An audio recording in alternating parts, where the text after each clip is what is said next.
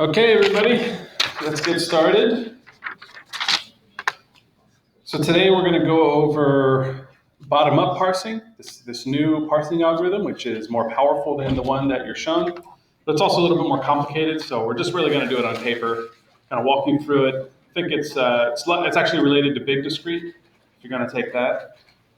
It extends on DFAs, discrete finite automata, and it's a more powerful model of computing that we use to do parsing.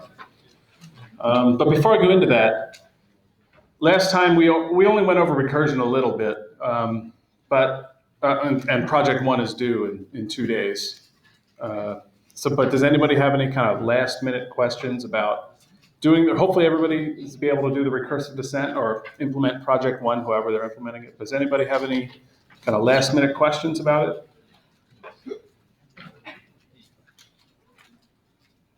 Everybody's all done, I guess, then?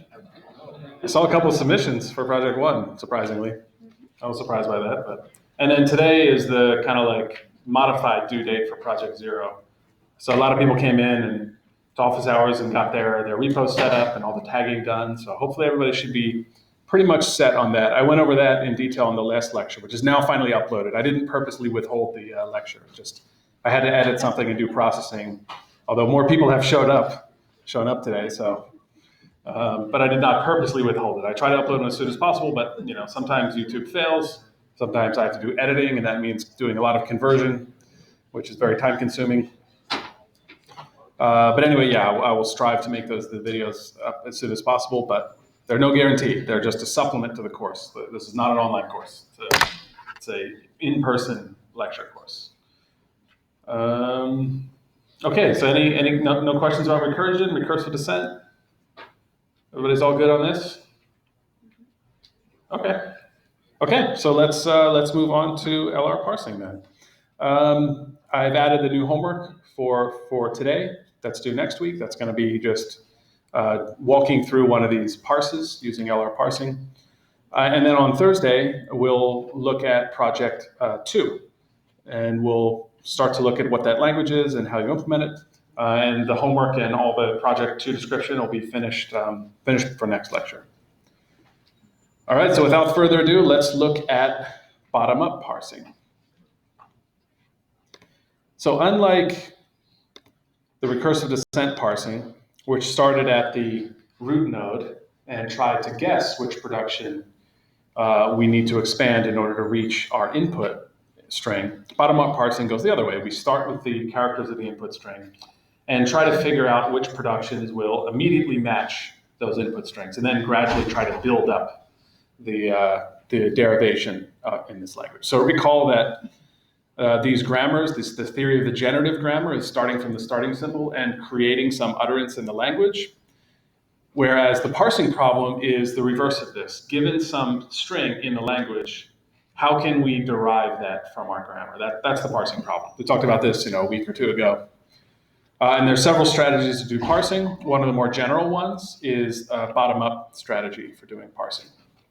So the analogy of this is to the parse tree itself. So if you tried to write a parse tree, you can either start from the root of the tree and try to work your way down to the terminals or the utterance in the language, or you can start at the bottom of the tree and try to work your way up to the root. So bottom-up parsing is this latter strategy. So this is the same thing that this says. And the way it works is it does what's called reduction. Given some set of symbols in the language, the right-hand side of some production, it tries to figure out which production in the language that applies to that set of symbols. So whereas your top-down parser takes the symbol in the language, like expression prime, and then just knows that the right-hand symbols are going to be seen in the rest of the input if it's a correct input. LR parsing works kind of in the reverse. It takes some symbols that are on the right-hand side of a production and says, aha, I've seen one of the productions because I've matched the right-hand side of the production. Now I can kind of inverse substitute that with the left-hand side of the production. So if you take discrete 2, there'll be a lot more detail about this. I won't go into too much of the formalism, but there are a couple of kind of formal points to keep in mind. So the way it works is the state of the parsing is stored on a stack. And by convention, for all of this language processing stuff, the money symbol is used as the end of the input or the end of the stack. It's called a sentinel. Just guards the end of the input, indicates that we're at the end of the input or at the end of the stack. And the way this bottom-up parsing works, or this shift-reduce parsing works, is we start with an empty stack that just has the sentinel symbol, and the input, which consists of a string of terminals in the language, or a string of characters in the language, and ends with the sentinel, the end of string sentinel. And the goal is to walk through each character from this input one at a time and turn that into and figure out which productions apply, going through the derivation backwards. So that we'll end up with the stack having just the starting symbol of the grammar and the input being empty, just having the end of the grammar. So as we walk through these, you'll see that the input will gradually be consumed and the stack will gradually be grown to have all of the symbols that we've matched so far.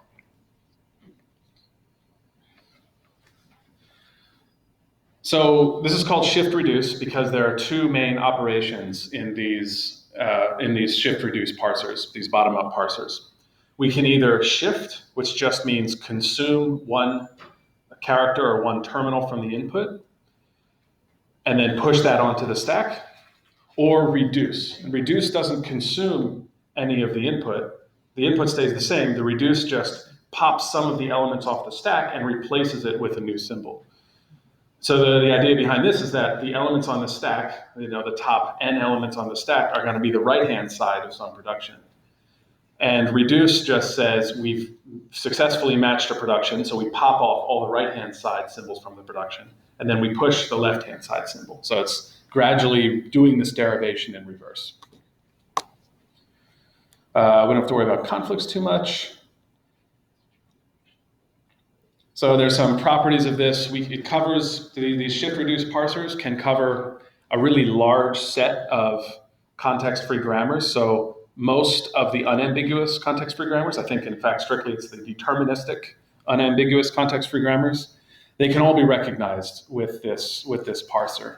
Whereas the top-down approaches like the predictive parser, there are grammars which just can't be matched. So for instance, left recursive grammars can't be supported by predictive parsers, and other kinds of grammars can't be recognized by predictive parsers, whereas with this bottom-up approach, this LR parser, we can support a larger amount of grammars.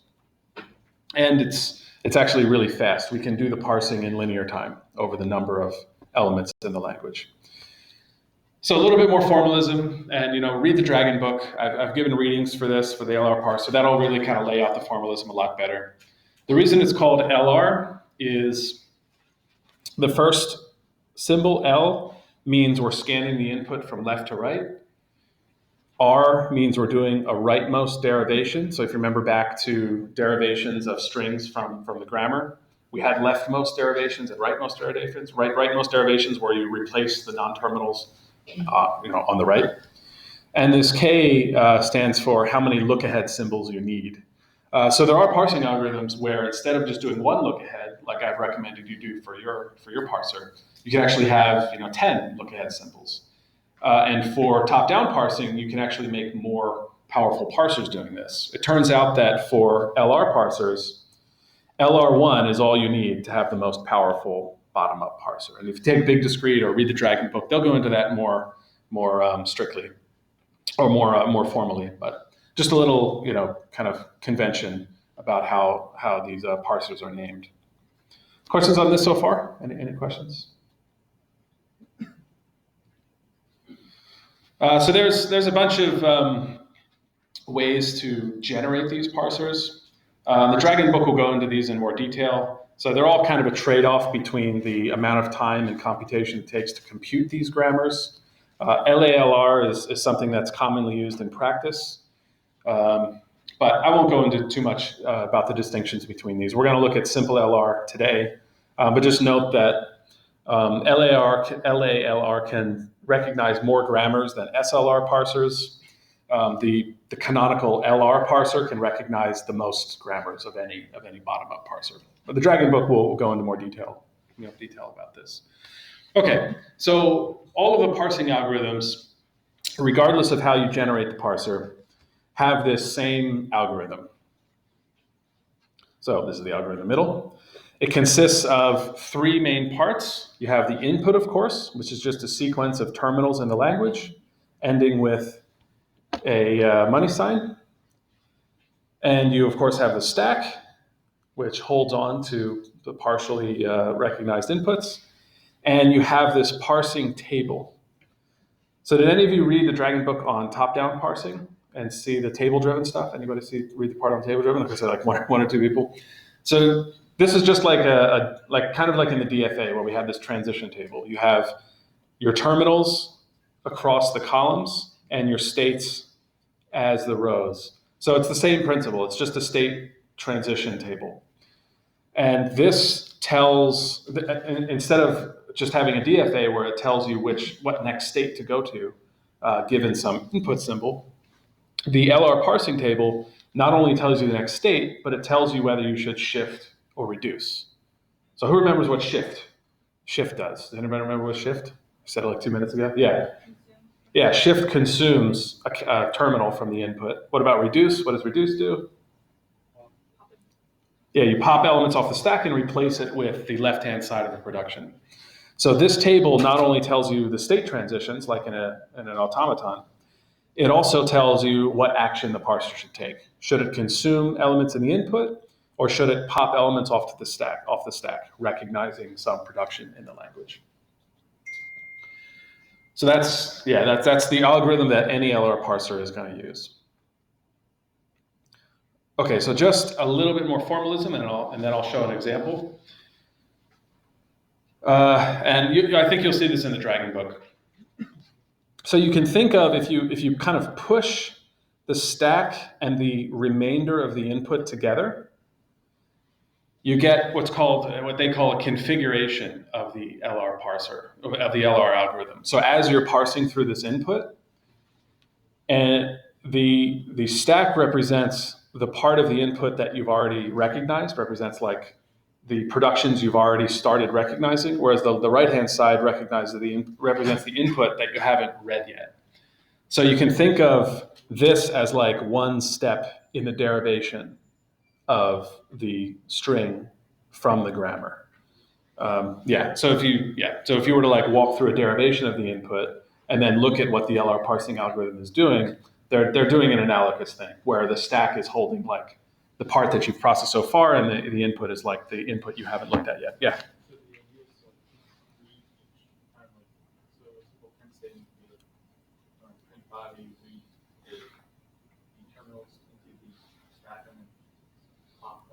Yeah, you read enough.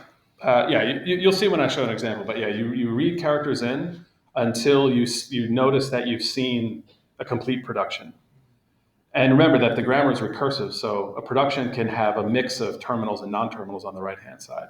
So once you've seen some production from the input characters, now you have more candidates for other productions that are higher up the parse tree or higher up in the grammar.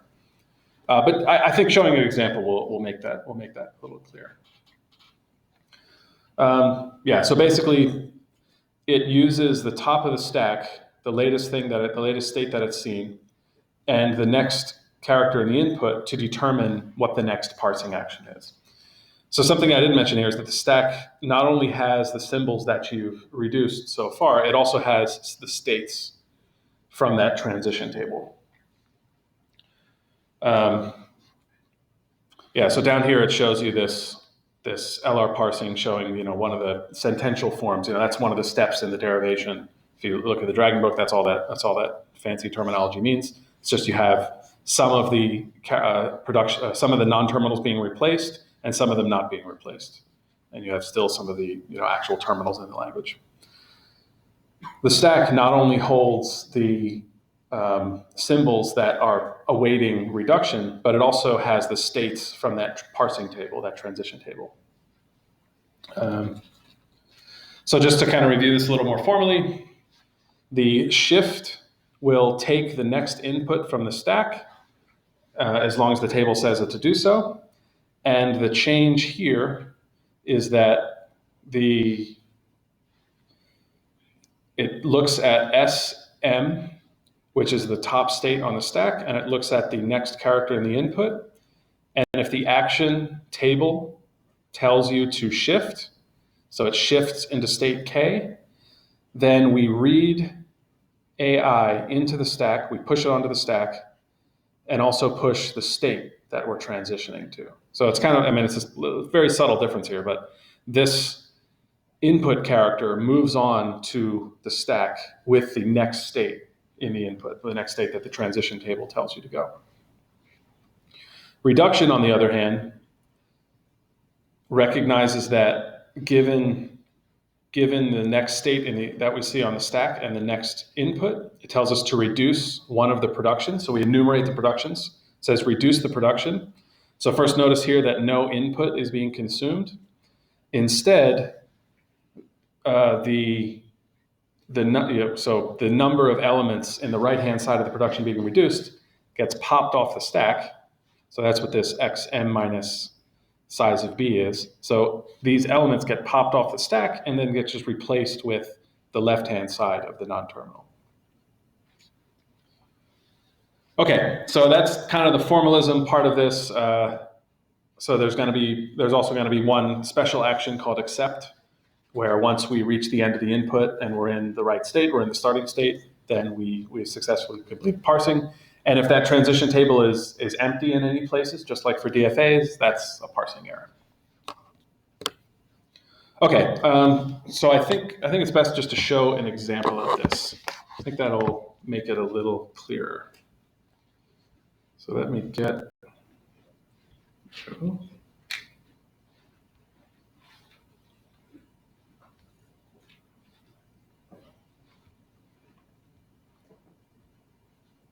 Let's do this. Okay. Oops, let me get my grammar up.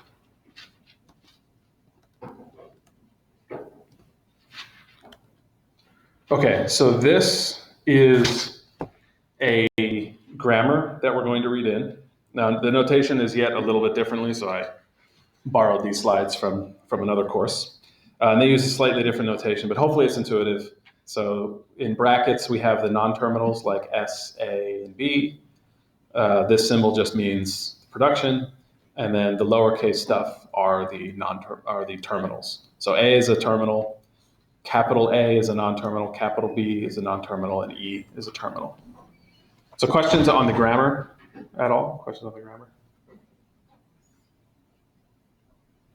Pretty clear, right?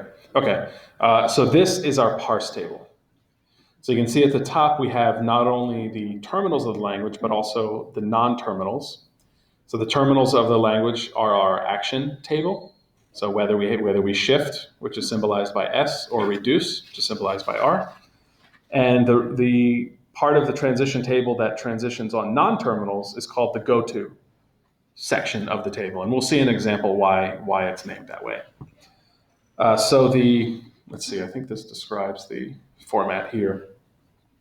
So this tells us what the meaning of each of the entries in the table is. So S means shift, G means go to, and R means reduce. So what can be kind of confusing about this is that shift means shift to the next state I. So if this says shift to state 2, then we consume the token A, and now we're in state 2. Go to is similar. If we're in state 0 and we see the starting symbol S, then we go to state 1. But for reduce, the number doesn't signify a state, it signifies one of the productions. Because what does reduce do? It pops some elements off the stack and pushes the left-hand side of production. Reduce means we've successfully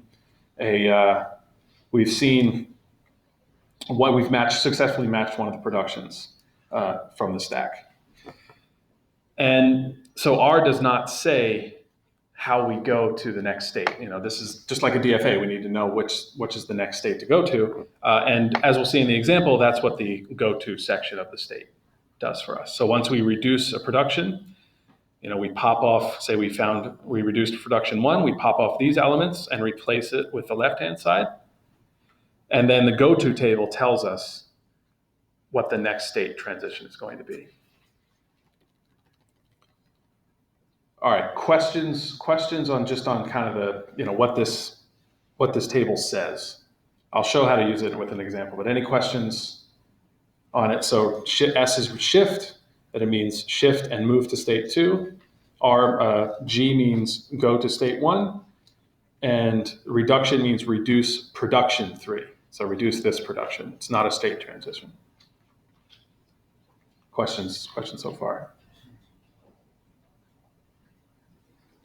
Okay, so let's do this example. So I'm going to do this example on paper. Or just do it by hand. So can anyone not see this table? It's all clear? Okay.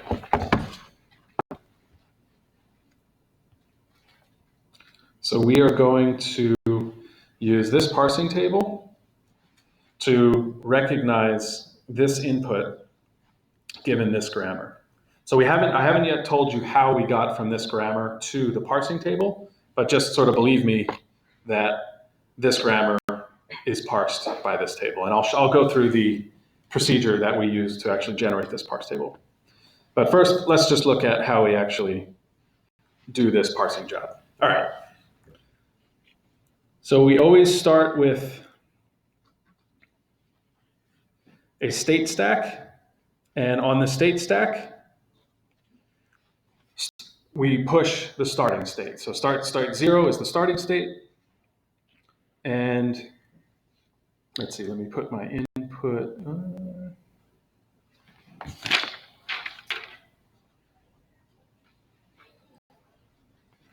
Okay, so then I'll put the input down here. So the input that we're going to parse is A, B, B, C, D, E, and then ending sentinel. Okay. So the way this works is we have our look ahead of 1. So A is the first character of the input, so that's our look ahead. We haven't consumed any tokens yet. So this arrow means that we're looking ahead at this terminal, but we haven't yet consumed it. Okay, so here's how we use the table. We look at the element, or we look at the state that's at the top of the stack. So this is the bottom of the stack, and it's going to grow upwards. We look at the state that's on the top of the stack, which is state 0. We go to our transition table, and we look. We're in state 0. Our look ahead is A. So what action do we do? Shift 2. Good. Shift 2. S2 means shift 2. So here's what it looks like when you actually execute this action.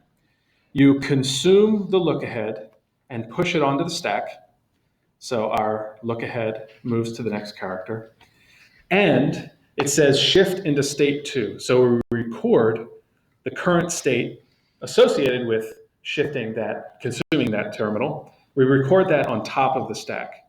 So it's a little confusing here that S is being used as state and S is being used as shift. But just remember that the state stack holds states and symbols. But the state stack doesn't hold actions, it holds the state that you're currently in.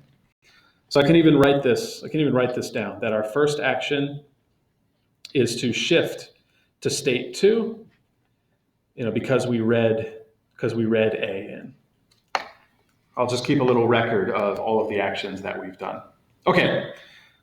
All right, so who wants to tell me what happens next? Can you generalize already this algorithm? Yeah.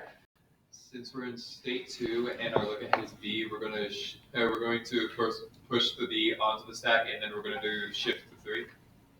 Very good. Yeah. So we look at the top of our stack, which is S2, and our look ahead is B. So we go to our parsing table, and our parsing table says if we're in state 2 and we see character B in our input, then we shift 3. What does shifting mean? Shifting means consume the input, push it onto the stack, and push state 3 onto the stack. So you can think of each kind of element of the stack is a pair containing a state and a symbol, except for, of course, the starting state. But after that, everything on the stack is a pair containing the state and the symbol associated with that state. All right, so now we're in state 3. Our next character in the input, whoops, let me record this in my history. So we shifted state, shift state 3, and that was consuming input B. Okay, so we're in state 3. We again see B in the input. So what does our transition table tell us we need to do? R3, reduce state 3. What does reduce mean? We're going to be doing that conversion over on the top left corner. You mean the in the productions? Yeah. Yeah, right. So that 3 means production 3. It doesn't mean state 3.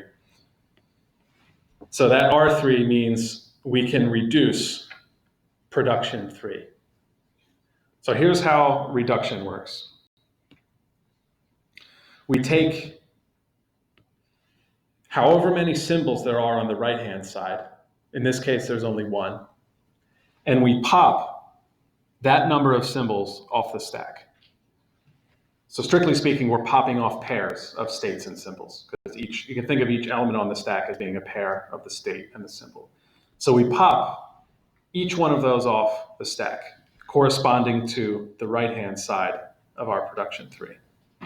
So let me just write in our history. So we reduce production 3, I'll call it P3, and we reduce production that looks like that. So here's how this works. I'm going to do it by crossing out elements in the stack. You could certainly erase them. Or should I erase them? Any preference? Who says I should cross them out? Who says I should erase them? Okay, I'll cross them out.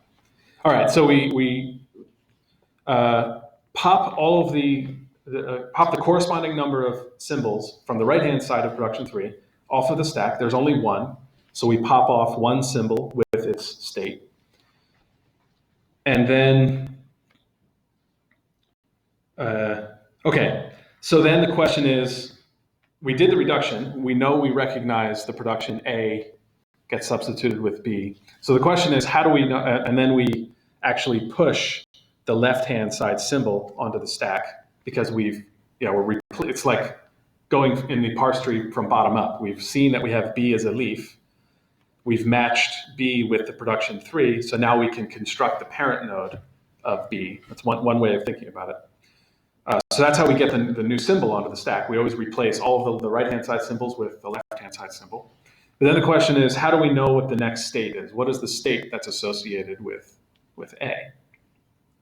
Anyone want to take a guess? Yeah. Is it going to be S2, since that's the highest thing in our stack right now? That's a good guess. Maybe it's S2. So actually what happens is, I didn't actually tell you this, I'm just seeing if anyone wants to guess. So what you do is you do take S2, because S2 is the last state that we were in before we started recognizing production 3. So before we started recognizing production 3, we were in state 2. So what we do is we use this go-to section of the table, and the purpose of the go-to section of the table is to tell us what the next state transition is, given the non-terminal that we just recognized. So we just popped off the right-hand side of production 3, and that tells us that we've successfully matched the A symbol.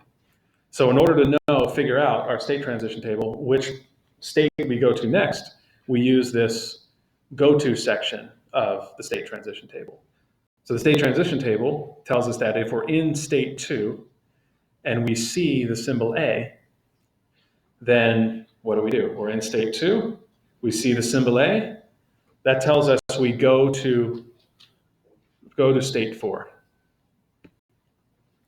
So this is the go to 4 associated with that reduction. All right, so now we're in state 4. And we're back to the beginning of our top of our algorithm. Yeah. So this is all happens, right? And it's still just B. What's that? Oh, yeah. So reduction doesn't consume any tokens. The look ahead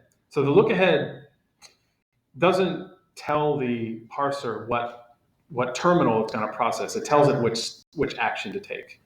So even though B is not involved in production 3. It's a little confusing here because the right-hand side of production 3 is B. But the B that gets reduced is this B. This B, as we'll see, is actually part of a different production. It's not even part of production 3. So this B could have actually been anything. So you notice in state, which state were we in? We were in state 3, right? So notice that no matter what symbol we saw next, we would always have reduced production 3.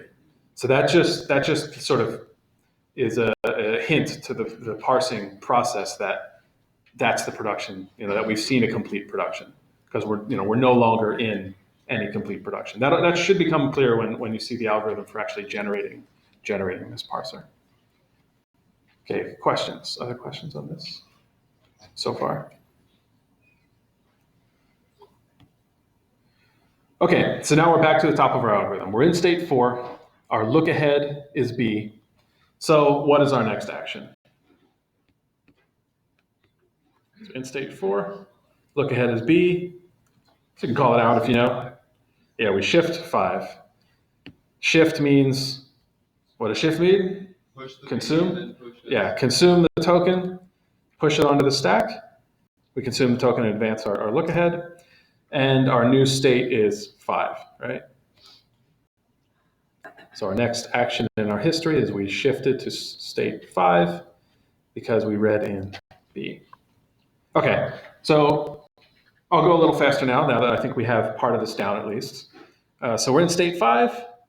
We see this character C as the look ahead.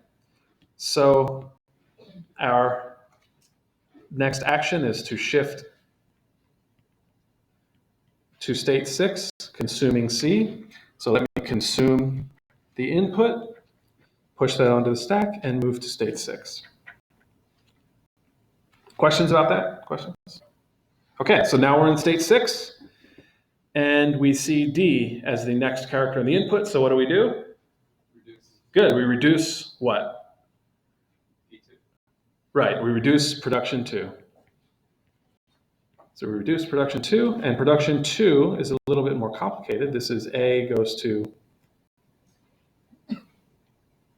oops, oh, that's ugly.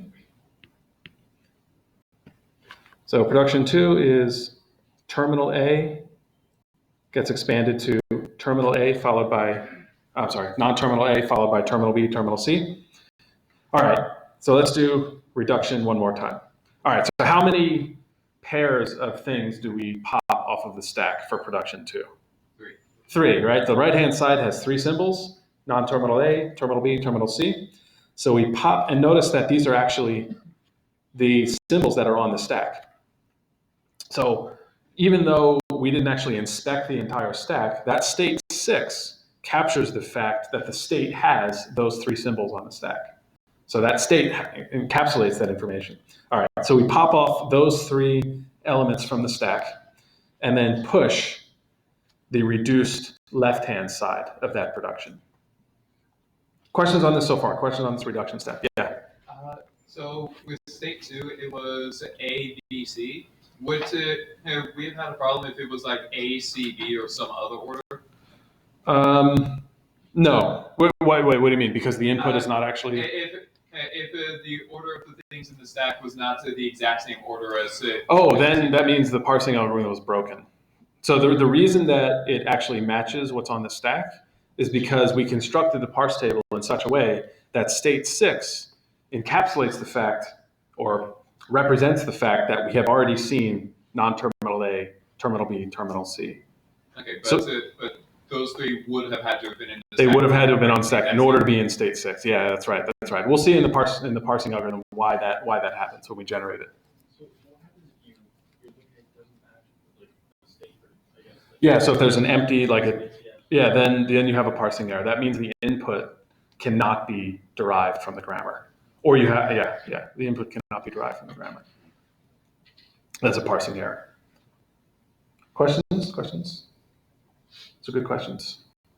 Okay. So now we have to do our go-to again. So remember, after you reduce that R3, R2, just means we reduce production 2. So in order to find the next state, what do? Find the next state.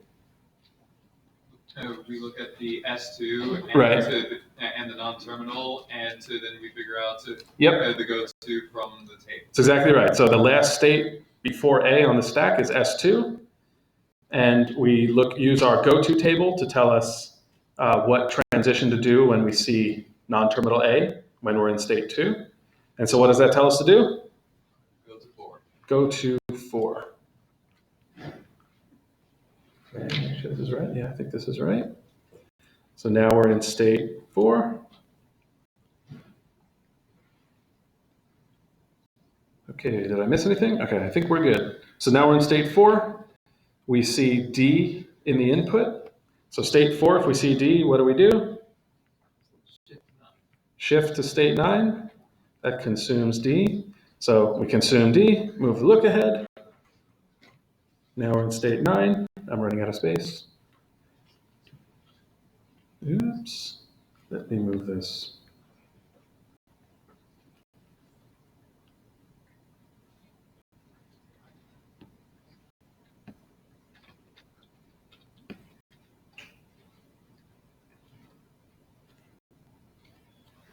Okay, so now we are in state 9. We see E as the next input. So what do?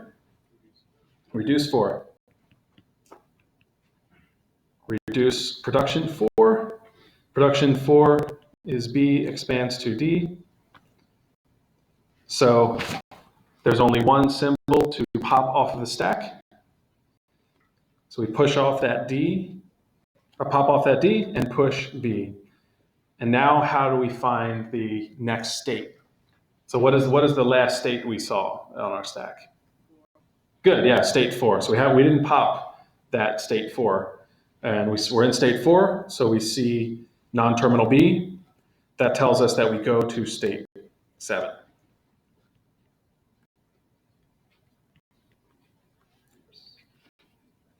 So again, I need a little more space.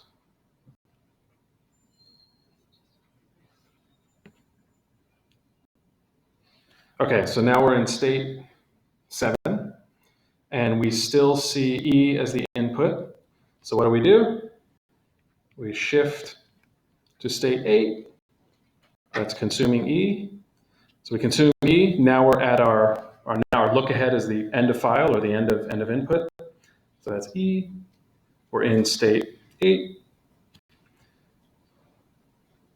Okay, so now we're in state 8, and our next input is the end of the input. So actually this table that I borrowed from another class neglected to put the symbol for the end, the ending sentinel. It actually is supposed to be there. So, but that will also tell you to reduce. We're in state 8. We're at the ending symbol. Anything you have, oh no.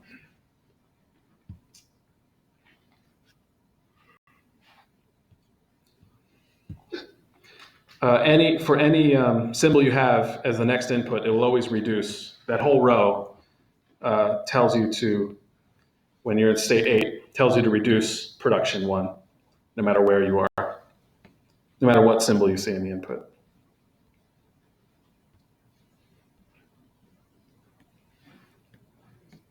Probably should have made a little more room from the beginning.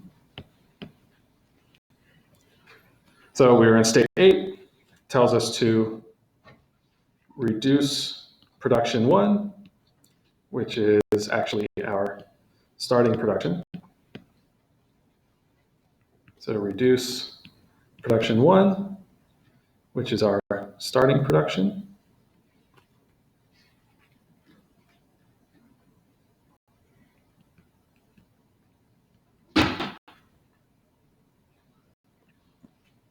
Okay, so let's do one final reduction. So how many symbols are on the right-hand side of production 1? There's 4, so we pop off E, non-terminal B, non-terminal A, and terminal A, leaving us in state 0. So we push the left-hand side, we're in state 0, and we see the symbol S. So we go to state 1, and then state 1, when we're in state, wait a minute, is that right? State 0. So that should actually be, yeah, okay, so go to state 1. Let's see, how do we finish this? How did they finish it? So there should be a, okay. So they were they sort of hand waved over it.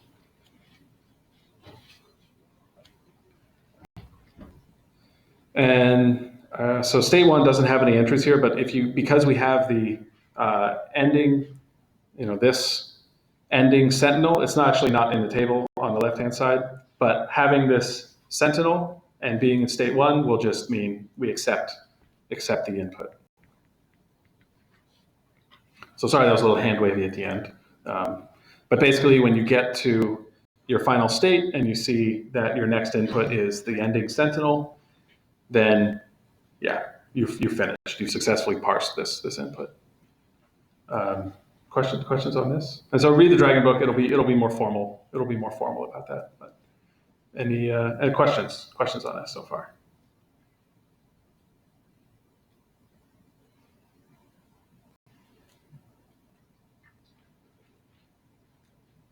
Okay. So that so for homework, you're going to do something very similar for this homework. Just walk through one of these parses. It's going to be on the same grammar that we just did. And you can use this lecture as a guide to this if you forget. So let's take a look at how this parse table is actually constructed in the first place.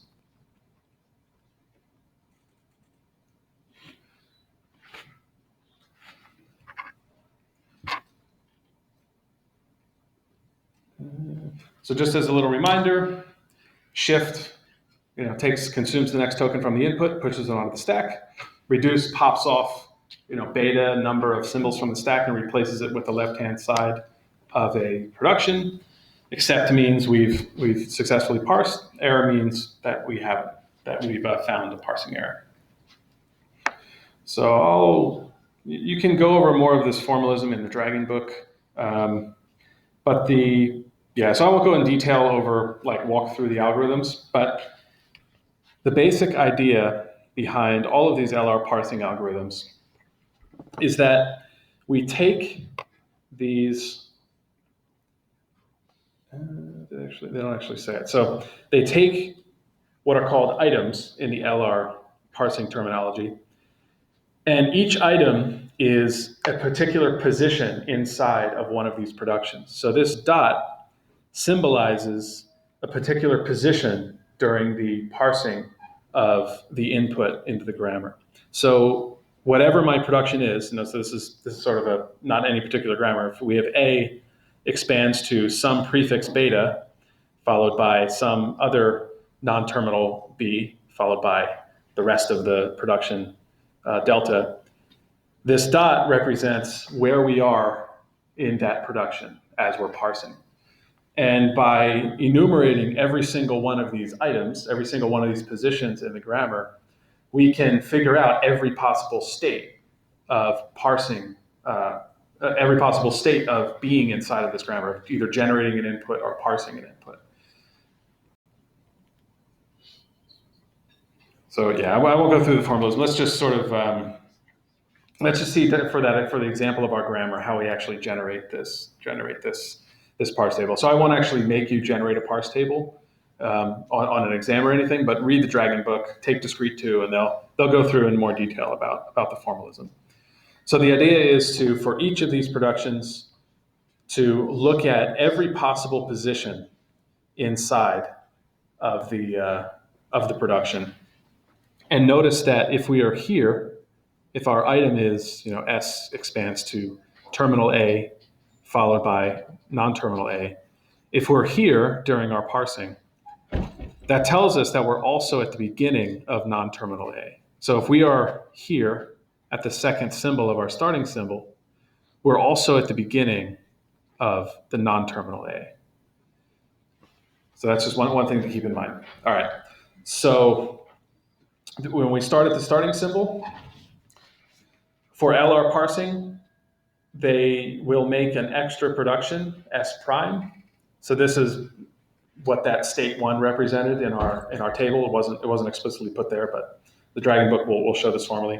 The LR parser always adds an extra starting symbol so that we can easily recognize when we've finished parsing the entire grammar. But it's just kind of a notational convenience.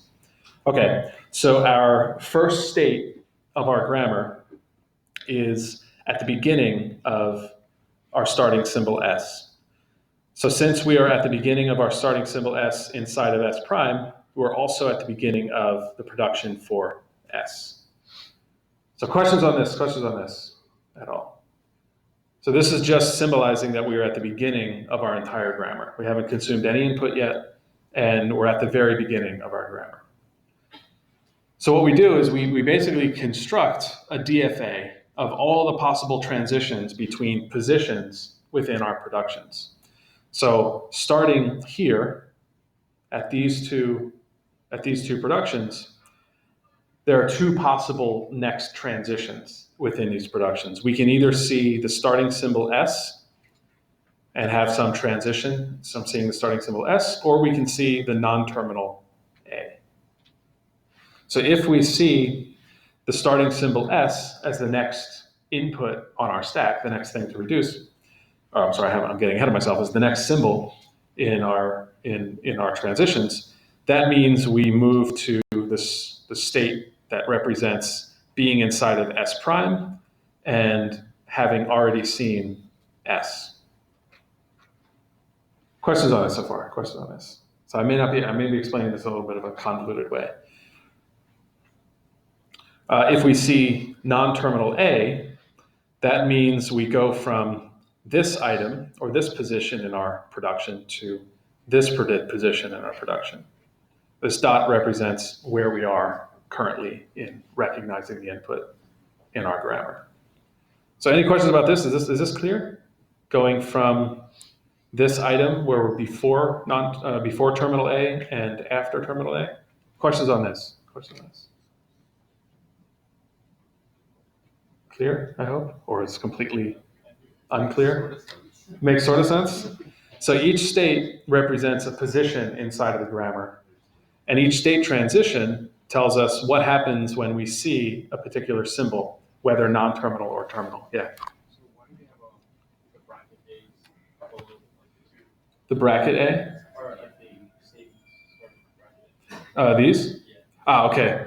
So it turns out that if we are at this position in our grammar, if we're inside of production one and we're here between the terminal A and the non-terminal A, then that means we're also reading one of the A's.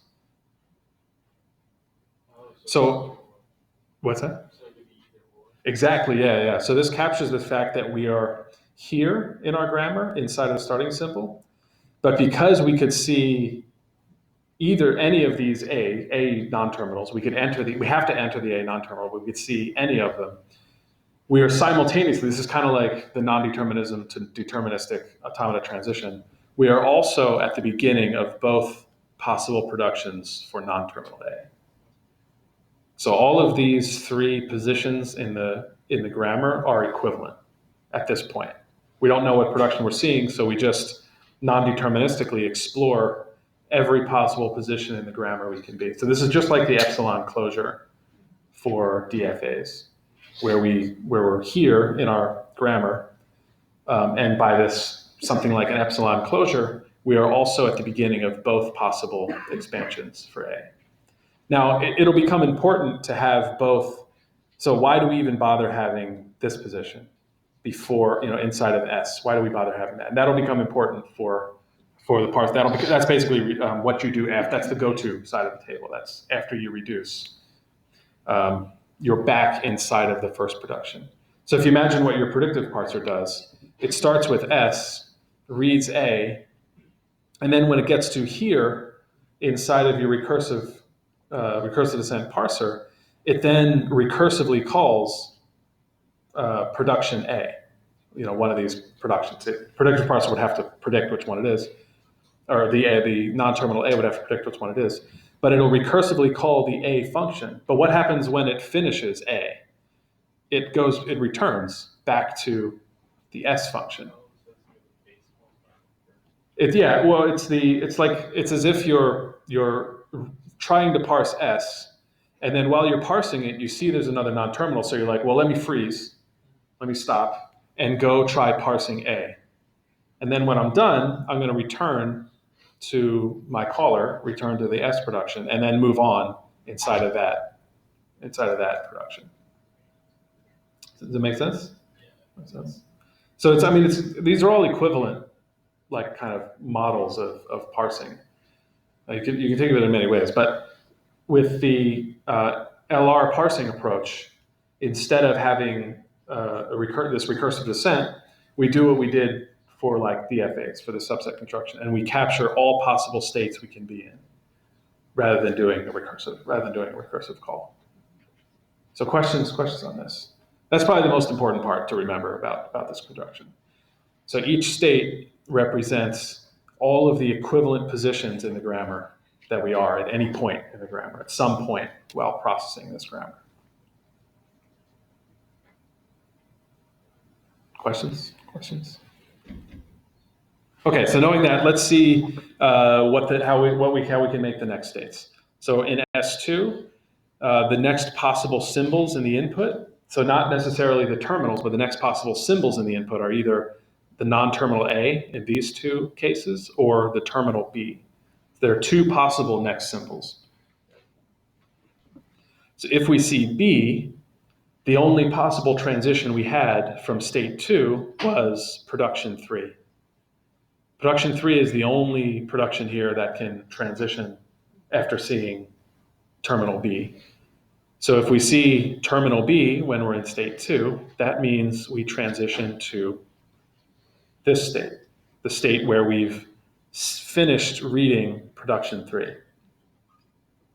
Questions? Yes, questions? Yeah, sure.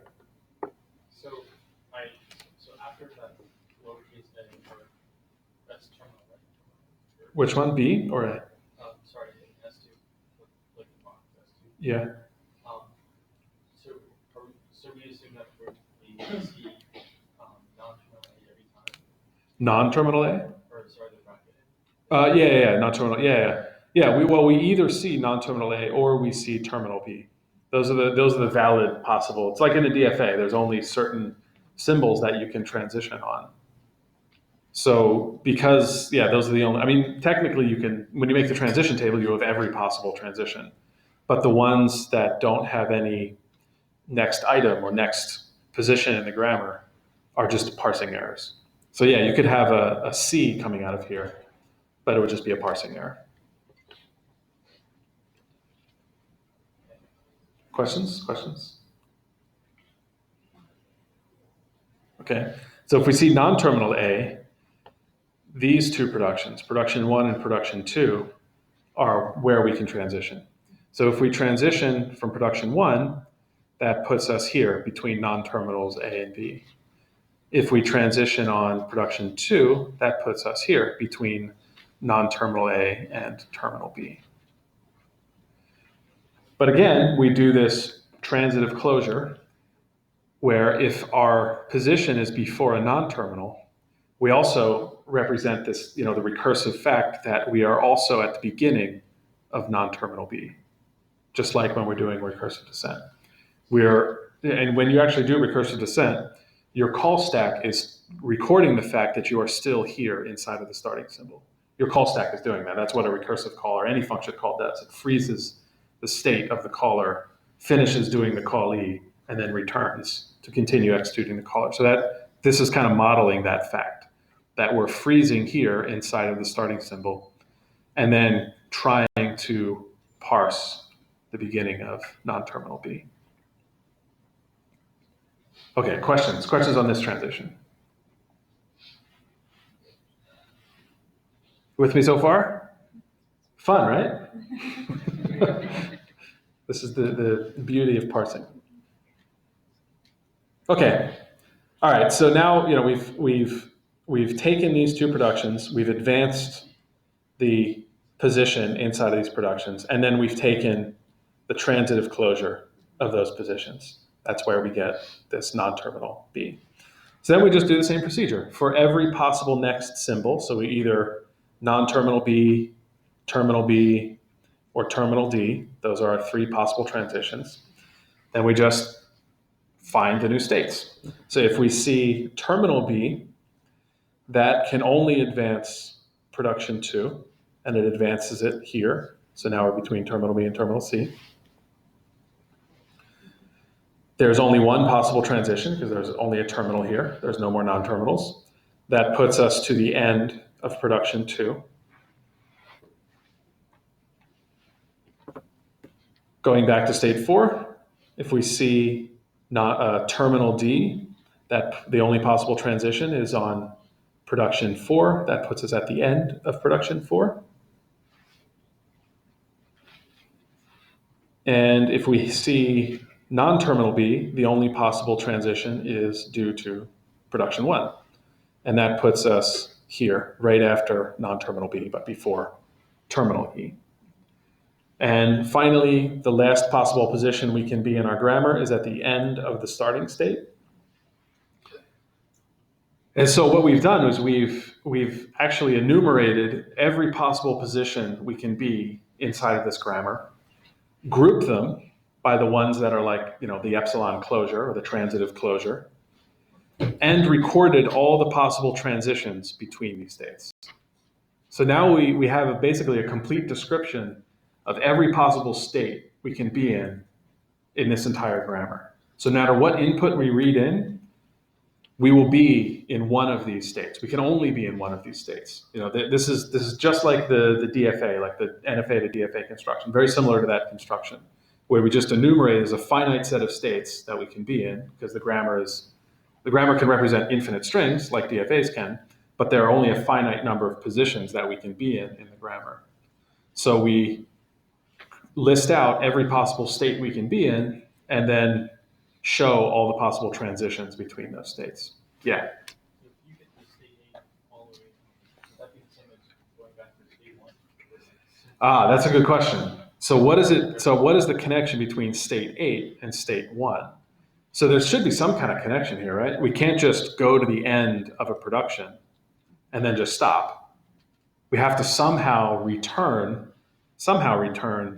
to a state that recognizes that whole symbol. So can anyone sort of guess what that action is in the parser?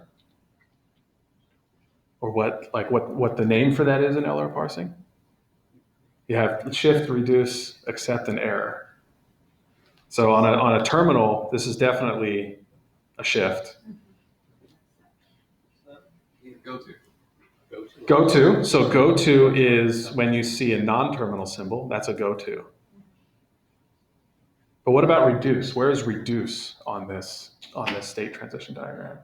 You can have a special token. Well, it's kind of a trick question.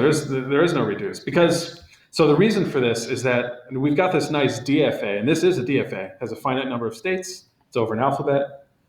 But if you remember, like back weeks ago, you can't actually use a DFA to recognize inputs in context-free languages. So there's this special new action called reduce, that once we get to one of these ending or accepting states, so to speak, in our DFA, this is where we need to return back to the parent, the parent state. So it's a little trick question. So the reduction is actually not represented here. The reduction is a special action that, okay, so let's see if I can, it's not shown here. Okay, I have another slide for constructing the parsing table, another set of slides for that.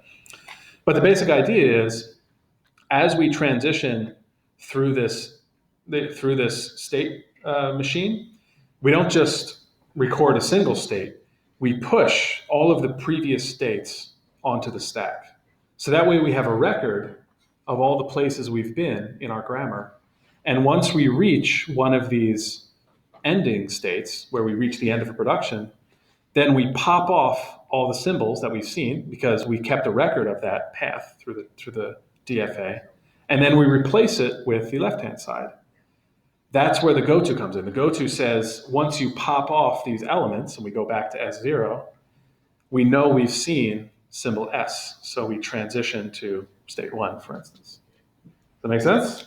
Makes sense. So that was a little hand wave and a little like intuitive. Does that sort of make sense? So the magic here is that we take this DFA and we combine it with a stack to record where we've been in our grammar. So that once we reach one of these, and once we reach the end of a production, we can look back in the stack to return to the place we left off. So when we were reading this starting symbol here, the starting production here, we had to kind of stop and start processing one of these other A's.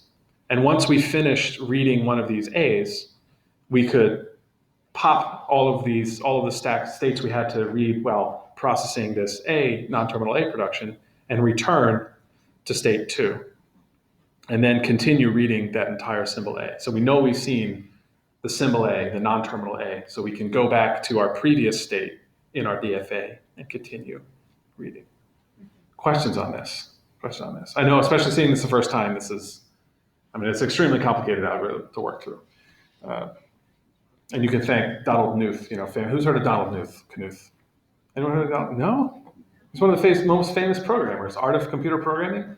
So he invented this algorithm, actually, I think. Correct me if I'm wrong. I think it was him. Should I Google it? Yeah. I better double check.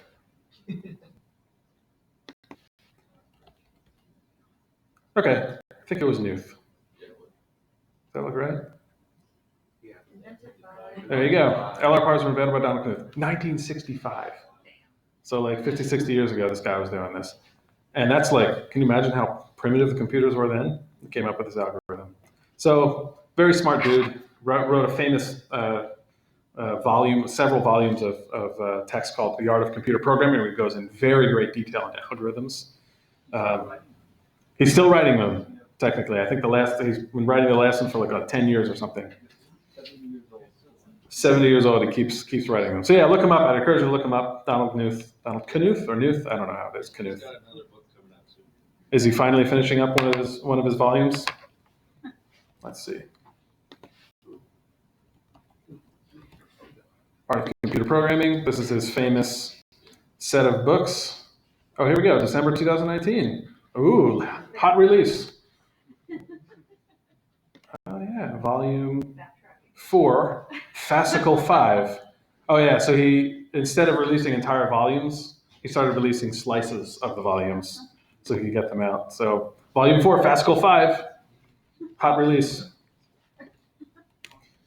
All right, so that's kind of the intuition behind this. We make this state machine that represents like a DFA that represents all possible transitions within our grammar, but then we use a stack to record the fact that we have to go back in and continue parsing some parent production. And this is actually, if you take big discrete, this is called a push-down automaton. So push-down automaton is DFA plus stack. And when you do that, you can do more complicated computation. You can compute context-free grammars. Yeah?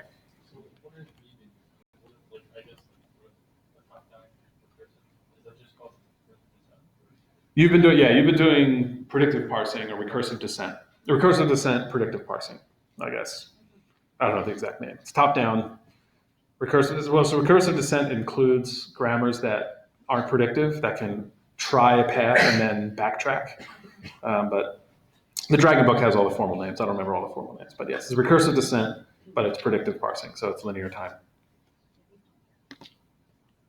Yeah, they don't have to guess. They know just by looking at one look ahead. And it's kind of an amazing result that with only a single look ahead, you can tell for any deterministic, unambiguous context-free grammar, you can just know what next state to go to, whether you shift or reduce.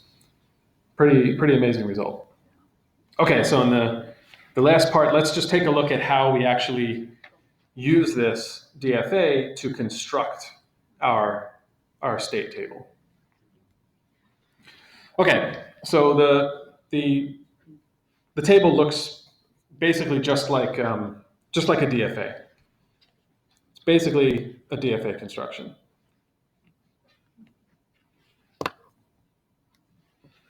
So starting in state 0, we just take all the possible transitions, A and non-terminal S. And in our table, if we see a terminal, that's where we insert the action for shift. If we see a non-terminal, that's where we insert the go-to. And remember, the go-to is after you reduce, that tells you the next state to go to. So that is really just a non-terminal transition in our DFA. So this table really is just a DFA transition table. It's just the parser takes different actions depending on whether we see a non-terminal or a terminal. Okay, so let's go to state 1. And so again, this example did not put in the accept state, but this is where the accept state would go. So if we're in state 2 now, so we just run through each of these states. If we're in state 2 and we see terminal B, that means we insert a shift to state 3. If we see a non-terminal A, that goes into our go-to side of our table. Okay, so here's where the magic happens. When we're in a state that represents the end of a production, the last position of production, nowhere else to go, that means we've finished, we've been able to match an entire production in our grammar. So that's where we insert the reduce action. And because we have this stack that has recorded all of these states in our stack, that means we know that's actually to answer. So somebody asked, like, what happens if the state doesn't match what's in the production?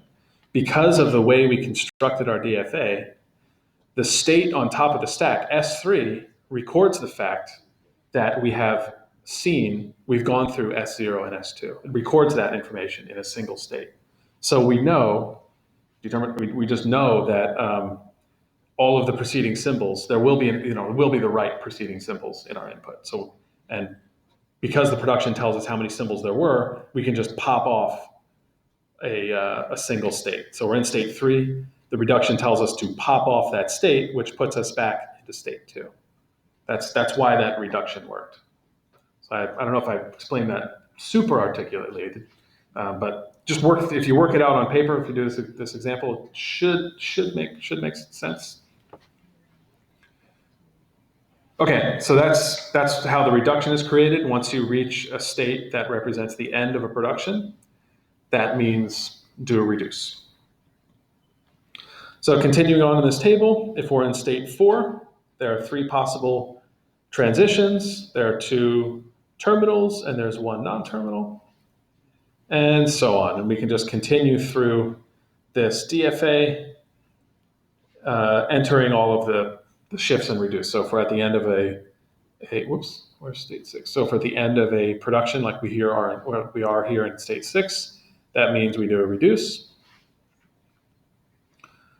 Similarly, if we're in state 7, we see E, that means to do a shift.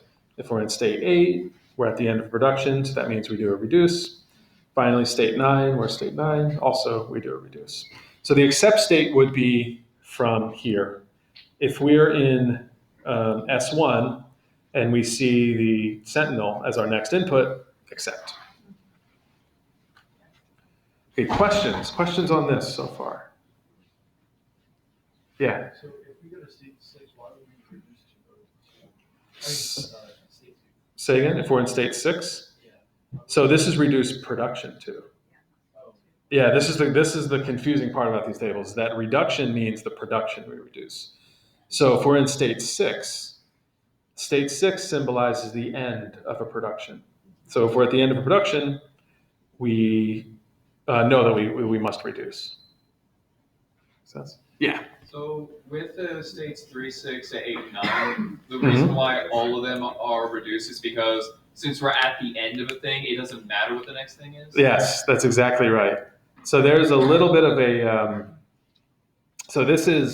it turns out that for certain grammars, this is the case, that all of these states will either have the end of a production or will be inside of a production.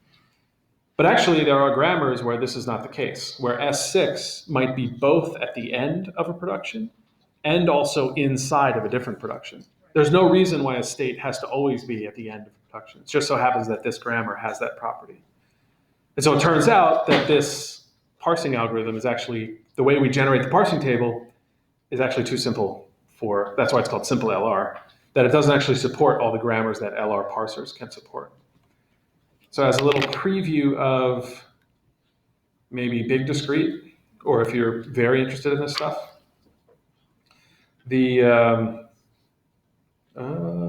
so here's an example of what's called a reduce conflict. Oh no, I'm sorry, I wanted a shift, here's shift reduce. So this is a classic shift reduce conflict. At some point, we're going to be in a state that represents the end of this production and the middle of this production. So that if you were to go through and do this whole DFA construction, you would end up in a state that is not strictly at the end of a production. So then you have a question, well, what do we do? Do we shift or we reduce? And it turns out that this LR, the parsing table construction algorithm I showed you can't actually handle this case. So there's the canonical LR parsing table algorithm that Knuth actually did. So Knuth actually did the general one. I showed you the more simple one. And this is like canonical LR0. So just as a little, I don't think I have time to show you a preview, but if you go through these slides, it'll show you how you resolve this. So instead of keeping track of every position in the grammar, you keep track of every position plus the set of next possible symbols in the grammar. And you sort of build in the look ahead when you construct these items, when you construct your states. You end up with a much bigger DFA because you have not only the position in the grammar, but you have the position in the grammar paired with the next look ahead in the input. You basically like include the look ahead into the state table. But read the Dragon book. You can go over these notes. It'll go into this in detail about how this actually works. But that's a good observation. Why is that row always reduced? And if you so it won't necessarily be that if you do the full canonical LR parsing algorithm. But yeah, let's not get into that here. Take big discrete. I think they should go over it and look at these slides if you're interested. So let's leave it at that. Let me know if you have any questions. Project Zero was due like today, but you only lose a point for the next 2 weeks. Or no, you lose 2 points after this, I think. I think that's the way I did it. Project One will be announced Thursday. You'll have 2.5 weeks after that. Homework's up. So see you next time.